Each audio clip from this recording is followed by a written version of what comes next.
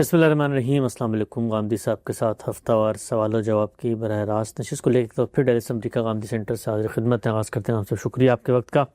ہم سب اسی جگہ پر بیٹھ کے آج سے کم و بیش 2-2.5 سال پہلے، جس وقت امریکی حکومت نے اپنے فوجیوں کا افغانستان سے انخلا کیا تھا، تو آپ سے ہم نے گفتگو کی تھی۔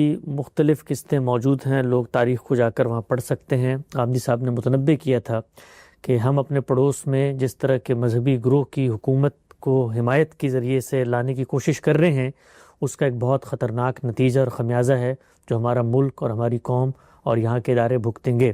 ہم سب حرف بحرف آپ کی وہ پیشن گوئی پوری ہوتی ہوئی نظر آ رہی ہے۔ ہم یہ دیکھ رہے ہیں کہ گزشتہ چند ماہ میں پاکستان کا کوئی ایسا شہر نہیں ہے جو اس طرح کے دہشت گردی کے حملوں سے محفوظ ہو، یہاں تک کہ وہ ہم خیال علماء جو پہلے طالبان کے حامی تھے اور اب ان سے مختلف بات کر رہے ہیں، ان تک کو ٹارگٹ کیا گیا۔ مولانا حامد الحق صاحب، مولانا سمیع الحق صاحب کے بیٹے، اسی طریقے سے پشاور کے اندر ایک بہت ہی معروف عالم تھے مفتی منیر شاکر، ان پر بھی حملہ ہوا اور بھی علماء پر حملہ ہوا۔ پوچھنا میں آپ سے بھی چاہتا ہوں، آپ نے یہ متنبع کیا بار بار اور قوم کو بھی، اداروں کو بھی بتایا کہ یہ ایک بہت ہی مہلک ٹائم بوم کی اصطلاح غامدی صاحب نے استعمال کی تھی، جس کو ہم نے اپنے پڑوس میں رکھ دیا ہے اور یہ پھٹے گا اور اس کے اثرات ہم محسوس کریں گے۔ پوچھنا میں آپ سے چاہتا ہوں، کیسے تجزیہ کیا تھا آپ نے؟ کیا گمان تھا آپ کا؟ کیا خیال تھا کہ یہ کچھ ہونے جا رہا ہے؟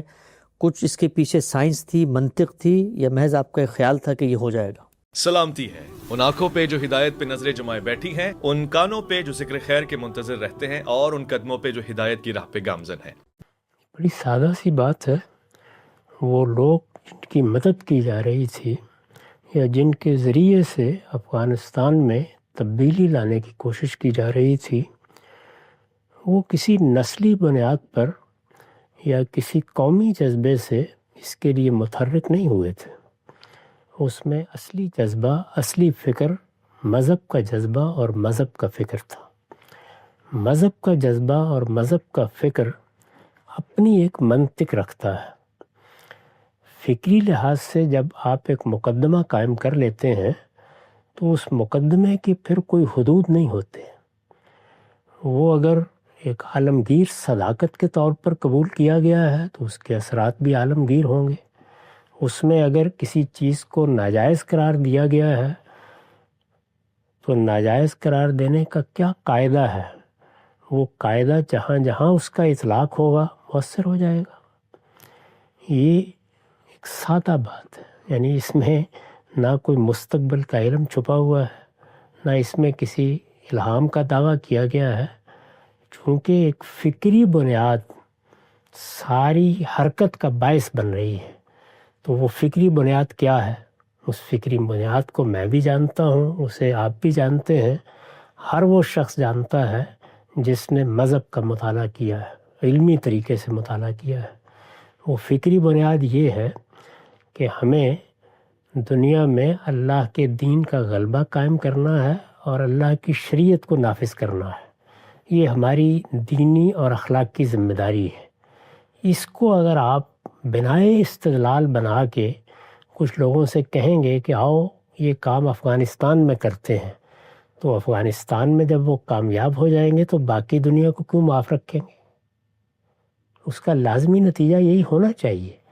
چنانچہ اس زمانے ہی میں جس طرح سے طالبان کے بعض گروہ وہاں منظم تھے، اسی طرح سے طالبان کی تحریک پاکستان میں بھی منظم ہو گئی تھی، اور پاکستان میں بھی وہ یہی سمجھتے تھے کہ بظاہر تو دونوں جگہوں میں کوئی فرق نہیں ہے۔ اگر وہاں امریکہ کے زیر اثر کوئی حکومتیں قائم ہو رہی ہیں تو یہاں پر بھی اسی طرح کے اثرات موجود ہیں۔ اگر وہاں کی افواج قومی مقاصد کے لیے منظم کی جا رہی ہیں تو یہاں کی افواج کا معاملہ ہی وہی ہے۔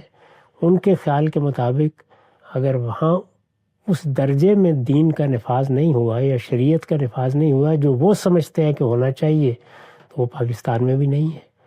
تو جب اس مقدمے کو آپ لے کر اٹھیں گے تو یہ کیسے ہو سکتا ہے کہ لوگ اپنی جانیں دینے کے لیے تیار ہو جائیں اور کسی مقدمے، کسی فکر، کسی استدلال کی بنیاد پر تیار ہو جائیں اور وہ ایک جگہ تک محدود ہوں؟ وہ تو جہاں مواقع پائیں گے اس چیز کو عام کرنے کی صحیح کریں گے۔ یعنی اگر تو کوئی انقلاب قومی بنیاد پر آیا ہے، آپ نے یہ کہا کہ مثال کے طور پر کشمیر کا علاقہ ہمارا علاقہ ہے، اس میں ہماری حکومت ہونی چاہیے، تو یہ قومی یا علاقائی بنیاد ہے۔ سعودی عرب میں بھی آیا تھا اس طرح۔ اسی طریقے سے جیسے سعودی عرب میں ایک اقدام کیا گیا یا ایران میں مثال کے طور پر ایک اقدام ہوا، تو ہر اقدام اپنا ایک ریشنل بیان کرے گا۔ اگر وہ قومی سطح تک محدود ہے تو آپ کہہ سکتے ہیں کہ اس کے اثرات بھی وہیں تک رہیں گے، لیکن اگر اس کی بنائے استدلال قومی نہیں ہے، لسانی نہیں ہے، علاقائی نہیں ہے، جغرافی نہیں ہے، تو پھر جو بنائے استدلال ہوگی وہ جہاں پائی جائے گی وہاں تک حکم جائے گا۔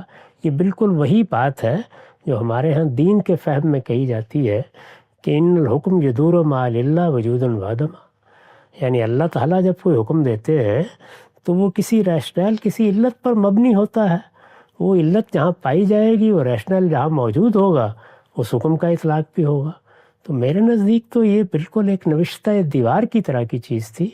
میں اس کو پڑھ رہا تھا، مجھے معلوم تھا کہ یہی ہونا ہے، یہی ہوگا، چنانچہ میں نے اس پر لکھا بھی ہے، میری کتاب مقامات میں ہے کہ اگر آج آپ اس بنائے استدلال کو ختم نہیں کریں گے تو آخر میں پھر اس طرح کی چیزوں کا علاج یہی ہوتا ہے کہ لڑنے مرنے ہی سے ختم ہوتی ہیں، اور لڑنے مرنے کے نتائج کیا ہوں گے؟ وہ قوت کے تناسب پر نکل آتے ہیں۔ آپ کے پاس قوت زیادہ ہوگی، آپ کامیاب ہو جائیں گے، دوسرے کے پاس زیادہ ہوگی، وہ کامیاب ہو جائے گا۔ اس لیے کہ جب قوت کا مقابلہ ہوتا ہے تو اس میں تو قوت کا تناسب ہی اصلاً فیصلہ کن ہوتا ہے۔ لیکن بنائے استدلال کیا ہے؟ افغانستان میں جو لوگ لڑنے کے لیے گئے، ان کی بنائے استدلال اگر افغانستان کے علاقے تک محدود تھی تو پھر آپ توقع کر سکتے تھے کہ وہ وہاں سے نہیں نکلیں گے، اور اگر ایسا نہیں ہے تو یہ کیسے ہو سکتا ہے کہ نفاذ شریعت کا مقدمہ ہو اور آپ یہ کہیں کہ نفاذ شریعت تو اللہ کا صرف افغانستان کی حد تک مطالبہ ہے۔ وہ مطالبہ جہاں جہاں پہنچے گا وہاں اس کے اثرات بھی ہوں گے، اور وہاں وہ دعوت بھی اپنے لیے برگوپار تلاش کرے گی۔ یہ ناگزیر تقاضا ہے۔ اس ناگزیر نتیجوں کو میں نے بیان کر دیا تھا۔ اچھا ہم سب، یہ جو ہمارے مثال کے طور پر ریاست کے کارپرداز ہیں، ادارے ہیں، وہ اس سے پہلے معاملے کو ایسے دیکھ رہے تھے کہ بھئی گڈ طالبان اور بیڈ طالبان پاکستان کے اندر جو تھے ان کو وہ روکتے تھے، اور افغانستان کی حد تک آنکھیں بند کی ہوئی تھیں، اور وہاں پر پھر ظاہری بات فتح ہوئی۔ تو ہمارا یہ خیال تھا کہ افغانستان وہ خطہ ہے جہاں پر عالمی قوتیں اپنے مختلف پراکسی کھیل کے پاکستان کو نقصان نہ پہنچائیں، اس لیے ہماری حمایت یافتہ وہاں پہ حکومت ہونی چاہیے۔ لیکن جو تخمینے تھے، جو اندازے تھے، جو تائید اور نصرت کی تاریخ تھی، اس سے تو بڑا مختلف نتیجہ نکلا کہ وہ لوگ جن کو ہم اپنا محسن سمجھتے تھے بالکل ہی نظریں پھیر لیں، اور پاکستان تاریخ میں پہلی دفعہ اقوام متحدہ میں طالبان کے خلاف مقدمہ لے کر گیا ہے کہ وہاں پر دہشت گردی کی پناہ گاہیں ہیں۔ پوچھنا میں آپ سے چاہتا ہوں کہ جو وہاں پر لوگ بیٹھے ہوئے ہیں، آخر وہ بھی تو سوچتے ہوں گے کہ ہمیں ایک حکومت مل گئی ہے تو اب ہم اپنی جو بھی شریعت نافذ کرنی ہے اپنے علاقے میں کریں، اور جو ہمارے محسنین تھے انہوں نے ہم سے نظریں کیسے پھیر لیں ہم سے؟ یہ جہاں سے آپ نے بات اٹھائی ہے وہ مقدمہ ہی صحیح نہیں ہے۔ یعنی نہ کوئی برے طالبان تھے نہ اچھے طالبان تھے، سب ایک ہی طرح کے طالبان تھے۔ یہاں کے لوگ ان کی مدد کر رہے تھے، وہ ان کی مدد کر رہے تھے۔ خود یہ کہتے تھے کہ ہم لوگ تو اسی قیادت کے تحت یہ جدوجہد کر رہے ہیں۔ تو یہ کوئی دو گروہ نہیں تھے، یہ ایک ہی گروہ تھا۔ اس کا فلسفہ بھی ایک تھا، اس کی تعبیر بھی ایک تھی، اس کا استدلال بھی ایک ہی تھا۔ وہ ایک دوسرے کے دست و بازو بنے ہوئے تھے، اور یہاں کی طالبان تحریک نے وہاں کے لوگوں کی بے پناہ مدد کی ہے۔ یہ کیسے ہو سکتا تھا کہ وہ ان سے آنکھیں چرا لیں؟ جہاں تک پاکستان کا یا پاکستان کی حکومت کا تعلق ہے تو وہ ایسے احمق نہیں ہیں، وہ اس وقت بھی یہ جانتے تھے کہ یہ لوگ اپنے مفاد میں ہماری مدد کر رہے ہیں۔ اس طرح کی مدد کسی بھی گروہ کو ملے گی تو وہ ضرور اسے قبول کرے گا۔ یہ دیکھا ہوگا آپ نے کہ بہت سے لوگ جب ابتلا میں مبتلا ہوئے تو انہوں نے جا کر ہندوستان سے بھی مدد حاصل کر لی۔ نظریاتی تحریکیں تو یہ دیکھتی ہیں کہ ان کو اپنے نظریے کو کامیاب کرنا ہے، اس کے لیے انہیں کہاں سے مدد ملتی ہے۔ اگر کوئی فاسق و فاجر بھی ان کی تائید کر دیتا ہے، کوئی کافر و مشرک بھی ان کی تائید کر دیتا ہے، تو وہ یہ سمجھتے ہیں کہ یہ اللہ کی عنایت ہوئی ہے، انہیں اس کا موقع مل گیا ہے۔ چنانچہ اس بنیاد پر میں نہیں سمجھتا کہ ان کے بارے میں یہ کہنا چاہیے کہ انہوں نے نظریں پھیر لیں یا انہوں نے احسان فراموشی کی ہے۔ وہ سمجھتے ہیں کہ پاکستان نے اپنے مفاد میں مدد کی تھی، ان کا مفاد ان کو حاصل ہو گیا، ہمارا نظریہ ہماری جگہ موجود ہے۔ تو ان کے زاویے سے اگر آپ دیکھیں تو انہوں نے اس طرح کا کوئی معاملہ نہیں کیا. وہ بالکل ٹھیک اسی اصول پر کھڑے ہیں جس اصول پر وہ اس سے پہلے اپنی جانیں دے رہے تھے. یعنی میں ان کے نظریے سے اختلاف کرتا ہوں، میں ان کے طریقے سے اختلاف کرتا ہوں، لیکن میں اس طرح کا کوئی الزام ان پر نہیں لگا سکتا. انہوں نے جو مقدمہ قائم کیا ہے اس کے لازمی فکری منطقی نتائج ہیں جو ہم اب دیکھ رہے ہیں. یعنی یہ ہماری غلطی ہے. اگر ہم نے اس معاملے میں غلط رائے قائم کی ہے تو ہمیں اپنا سر پیٹنا چاہیے. میں تو ہر مرحلے پر متنبہ کرتا رہا ہوں کہ آپ یہ اپنی قبر خود کھود رہے ہیں. اس کے نتائج نہایت خطرناک نکلیں گے. جب آپ اپنے ہمسائے میں مذہبی بنیاد پر ایک حکومت قائم کر لیں گے اور وہ ایک ایسا فکر رکھتی ہے جو فکر آپ کے مدارس میں پڑھایا جا رہا ہے، جس کے سرپرست آپ کے اپنے علاقوں میں موجود ہیں، تو آپ پھر تیار رہیے اس کے لیے کہ وہ آپ کے خلاف بھی جب موقع پائیں گے اسی نوعیت کے اقدامات کریں گے. یہ بات بھی ہم جانتے تھے کہ افغانستان نے کبھی اس سرحد کو قبول نہیں کیا جسے ہم پاکستان اور افغانستان کے درمیان ڈیورنڈ لائن کے نام سے اپنی سرحد سمجھتے ہیں. وہ اس کو قبول ہی نہیں کرتے. خود تاریخی لحاظ سے بھی اس پہ بڑی بحثیں موجود ہیں. کون سا علاقہ افغانستان کا علاقہ ہے، کون سا علاقہ ہندوستان کا علاقہ ہے. یہ خطہ اپنے علاقے بھی تاریخ میں تبدیل کرتا رہا ہے. تو اس میں نہ تو قومی نہ جغرافی بنیاد پر کوئی استدلال کیا جا سکتا تھا. اگر یہاں مذہبی بنیاد پر کوئی جدوجہد ہوگی تو وہ سرحدیں نہیں دیکھے گی، وہ جہاں مواقع پائے گی. یعنی اگر آپ یہ کہتے ہیں کہ وہ کسی دوسرے ملک کے خلاف تو ایسی طاقت نہیں کر رہے، تو اس کی بھی وجوہ ہے. یعنی موقع کہاں ہے، ہم کہاں آگے بڑھ سکتے ہیں. جو شخص بھی جنگ و جدال کا طریقہ اختیار کرے گا وہ اندھا اور بہرا ہو کر یہ طریقہ اختیار نہیں کرے گا. وہ اپنے لیے مواقع کا اندازہ کرے گا. اگر اس کے لیے مواقع موجود ہے تو وہ یقیناً اس کی جانب پڑے گا. اب اگر وہاں کے لوگ ان کو روکیں گے بھی، جو یہاں سے طالبان گئے ہوئے ہیں، تو یہ اتنا آسان نہیں ہے کہ وہ رک جائیں. اس کے لیے بڑی محنت کی ضرورت ہوگی. اور جو کچھ بھی یہاں ریشنل موجود ہے یا جو بنیادیں موجود ہیں یا جو علم موجود ہے، ان میں سے ایک ایک کو لے کر اس کا تجزیہ کر کے جب تک آپ اس کا کوئی علاج نہیں سوچیں گے کچھ نہیں ہو سکتا. کیونکہ منطق بے رحم ہوتی ہے. یہ بات ہی غلط تھی بالکل. افغانستان میں کسی شخص بے گناہ کو مارنا جائز ہے، پاکستان میں ناجائز ہے. یہ کیسے ہو سکتا ہے؟ افغانستان کی افواج کے خلاف اقدام کرنا جائز ہے، یہاں کی افواج کے خلاف اقدام کرنا ناجائز ہے. یہ کیسے ہو سکتا ہے؟ یعنی آپ کسی آدمی کو جب مذہب کی بنیاد پر یا فکر کی بنیاد پر یا منطق کی بنیاد پر قائل کریں گے تو وہ تو پوچھے گا کہ دونوں میں یا تو آپ بتائیے فرق کیا ہے. دونوں میں کوئی فرق نہیں ہے.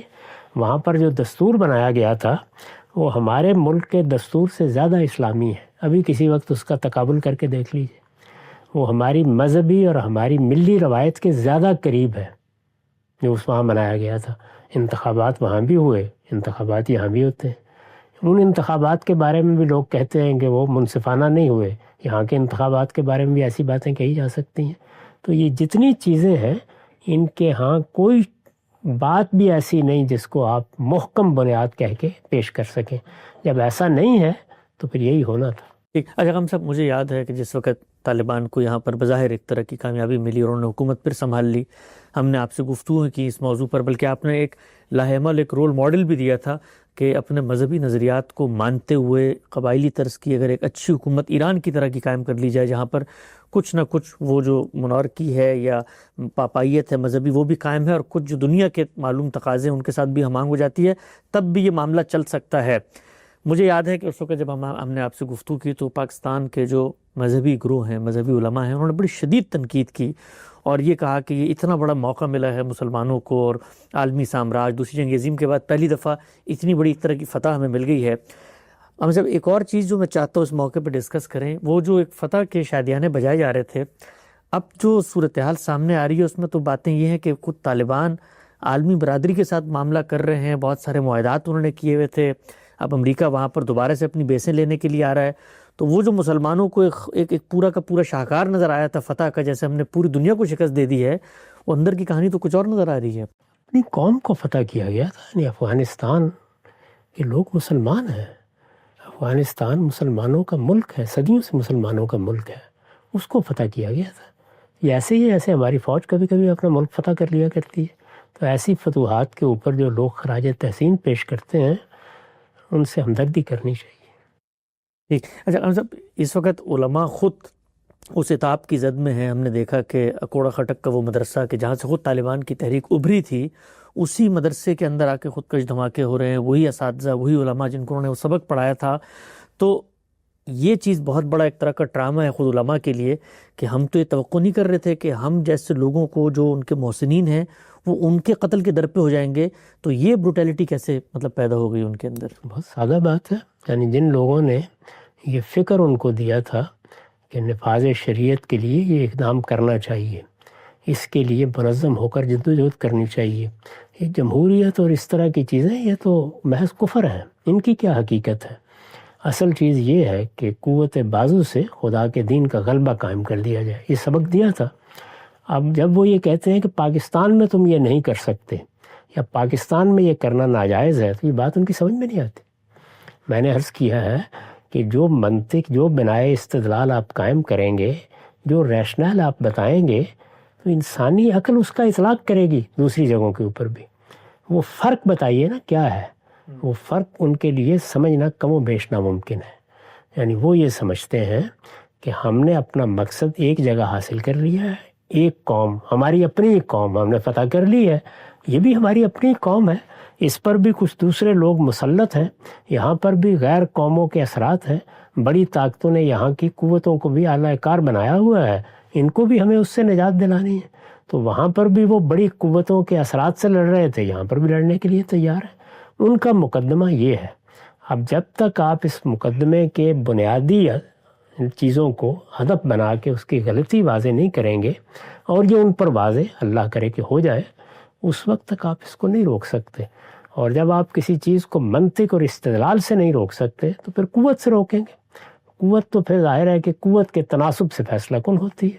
تو آپ زیادہ سے یہ کہہ سکتے ہیں کہ اللہ کا شکر ہے ہماری فوج بہت منظم ہے، بڑی تعداد میں ہے، ہم نے اس پر بہت خرچ بھی کیا ہے، تو انشاءاللہ وہ روکنے میں کامیاب ہو جائے گی، یہ کہہ سکتے ہیں۔ لیکن منطقی استدلال تو سر تسر ایک ہی ہے، وہ وہاں بھی وہی تھا، وہ یہاں بھی وہی ہے۔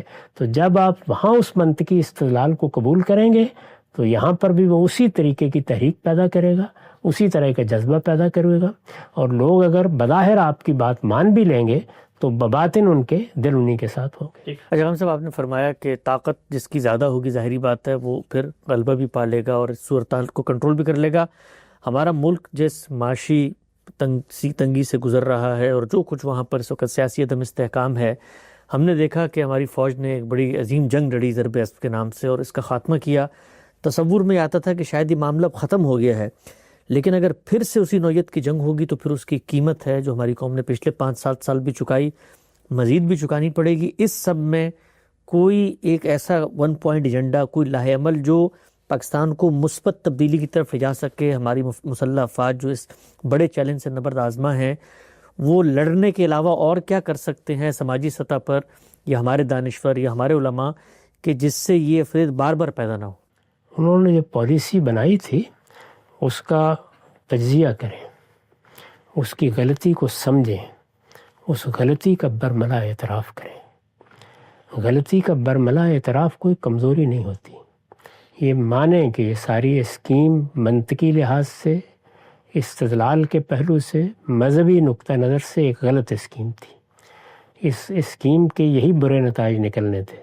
ہم اپنی غلطی کا اعتراف کرتے ہیں، آئندہ کے لیے عہد کریں کہ اس طرح کے معاملات نہیں کیے جائیں گے۔ اس میں اللہ کے ساتھ بھی انسان دھوکہ کرنے کی کوشش کرتا ہے، اپنے آپ کو بھی دھوکہ دیتا ہے، ایسا نہیں کیا جائے گا۔ مذہب کی صحیح تعبیر کے علمبردار بنیں، اس کو واضح کریں، وہ استدلال واضح کریں جس کی بنیاد پر وہ سمجھتے ہیں کہ یہاں اس طرح کے کوئی اقدامات نہیں ہونے چاہیے۔ اور ہمارے ملک میں جو غلطیاں ہمارے نظام میں ہیں، جو چیزیں فی الواقع قابل تنقید ہیں، ان سب کی اصلاح کرنے کے لیے خوشدلی کے ساتھ آمادہ ہوں، اس لیے کہ اگر کوئی چیز معقول ہے، سمجھ میں آتی ہے، وہ اللہ کے دین کے مطابق ہے، وہ اخلاقی قدروں کے مطابق ہے، تو اس کو اختیار کرنے میں کیا معنی ہے؟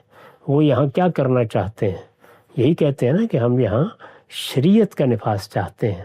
شریعت کیا ہے، اس کے کیا تقاضے ہیں، ان کو سامنے رکھ کے استدلال کے ساتھ یہ بتایا جائے ہم کیا کر چکے ہیں، ہم کیا آگے جا کے کریں گے، کیا چیزیں کرنی ہمارے لیے مشکل ہیں اس میں ہمارا عذر کیا ہے. تو اس میں آپ علم کی سطح پر بھی اپنا نقطہ نظر بیان کریں, اپنی غلطیوں کا اعتراف بھی کریں, اور آئندہ سے طے کر لیں کہ آپ اصولوں کی بنیاد پر خارجہ پالیسی بنائیں گے. اصولوں کی بنیاد پر خارجہ پالیسی اگر بنائی جائے تو پھر اس طرح کی صورتحال کبھی پیش نہیں آتی. افغانستان کے معاملے میں ہمیں کیا کرنا تھا؟ ہمیں ہر حال میں وہاں ایک جمہوری حکومت کی تائید کرنی چاہیے تھی. افغانستان کی قوم کے اس حق کو ماننا چاہیے تھا کہ انہیں اپنے حکمران منتخب کرنے کا موقع ملنا چاہیے. اور اب بھی ہمارا مطالبہ یہی ہونا چاہیے کہ افغانستان کے عوام کو یہ حق ملے کہ وہ اپنے لیے حکمران منتخب کریں. یعنی وہی سیاسی اقدار جن کا میں بارہا ذکر کرتا ہوں, جمہوریت, انسان کے بنیادی حقوق کی حفاظت, قانون کی حکمرانی, ان چیزوں کو آج بھی آپ اسی طرح اختیار کریں اور بغیر کسی شرط کے اور تحدید کے دنیا میں جہاں بھی کوئی معاملہ ہو رہا ہے وہاں انہی کے علمبردار بن کر کھڑے ہوں. اگر کس کی تائید کریں تو انہی پر تنقید تائید کریں, اور کسی سے اختلاف کریں تو انہی کی بنیاد پر اختلاف کریں. تو پھر آپ کا ایک موقف ہوگا, اس کو دنیا کی بھی تائید حاصل ہوگی, اس کو اللہ تعالیٰ کی بھی تائید حاصل ہوگی. اور اس میں کوئی شبہ نہیں ہے کہ اللہ تعالیٰ نے ایسے اسباب فراہم کر رکھے ہیں کہ آپ اس بحران سے نکل جائیں گے. لیکن یہ سب چیزیں ضروری ہیں, ان کے بغیر تو پھر ظاہر ہے کہ طاقت کا اندھا استعمال ہے.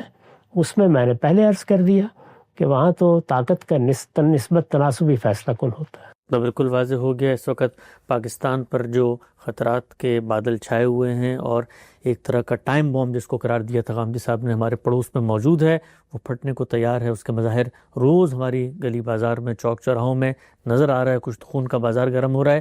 اس سے کیسے نکلا جا سکتا ہے غامدی صاحب سے ہم نے استفادہ کیا. وقت یہاں پہ ختم ہوتا ہے, دوبارہ حاضر خدمت ہوں گے. اب تک آپ کو بہت شکریہ.